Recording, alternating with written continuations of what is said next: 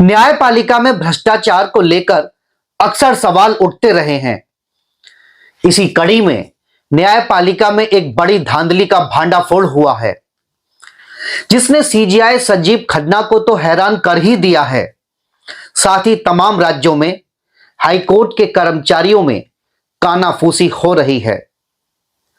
मामला इलाहाबाद हाईकोर्ट का है, जहां जस्टिस विक्रम डी चौहान को शक हुआ कि रजिस्ट्री एक बहुत बड़े भ्रष्टाचार के खेल में लिप्त है, तो उन्होंने एक आदेश दिया कि रजिस्ट्री के मामले को सूचीबद्ध करने की इलेक्ट्रॉनिक प्रणाली में हेरफेर की जांच हो। किसी मनपसंद जज के पास केस लिस्ट करवाने या फिर किसी जज से बचने के लिए बेंच की आईडी में कोई छेड़छाड़ तो नहीं कर रहा। फिर इस मामले की जिम्मेदारी रजिस्ट्रार जनरल को सौंपी गई। जरा पता लगाइए, आपकी नाक के नीचे इतनी बड़ी धांधली को कैसे अंजाम दिया जा रहा है। दोस्तों, जो रजिस्ट्रार जनरल की जांच के बाद खुलासा हुआ है, जो रिपोर्ट आई है, उसे सुनकर आप हैरान रह जाएंगे।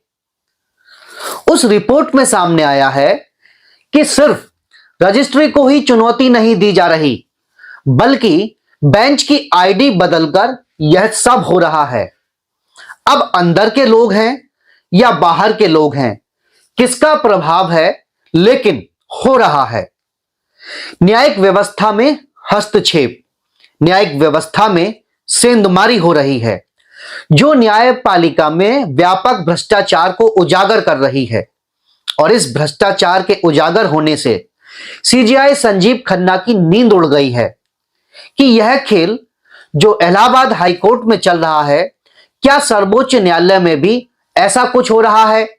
मनपसंद जज या फिर केस को लटकाने के लिए रजिस्ट्री में एक ऐसा खिलाड़ी बैठा है जो बेंच की आईडी में हेरफेर कर रहा है या कर सकता है, केस को गुमराह करता होगा। ऐसे तमाम सवाल सीजीआई संजीव खन्ना के जहन में भी चल रहे होंगे।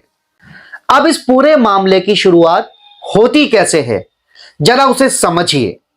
11 मार्च को इलाहाबाद हाई कोर्ट ने केस लिस्टिंग में कथित हेरफेर की जांच के आदेश दिए और जस्टिस विक्रम डी चौहान ने रिट संख्या 4521-2001 की सुनवाई के दौरान यह आदेश पारित किया।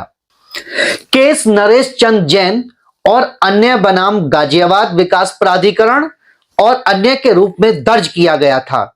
न्यायालय के अवलोकन और निर्देश न्यायमूर्ति विक्रम डी चौहान ने खास मुद्दे की गंभीरता को रेखांकित करते हुए कहा, बिना उचित अनुमति के बेंच आईडी में बदलाव करना प्रथम दृष्टया न्यायिक प्रशासन में हस्तक्षेप के समान है।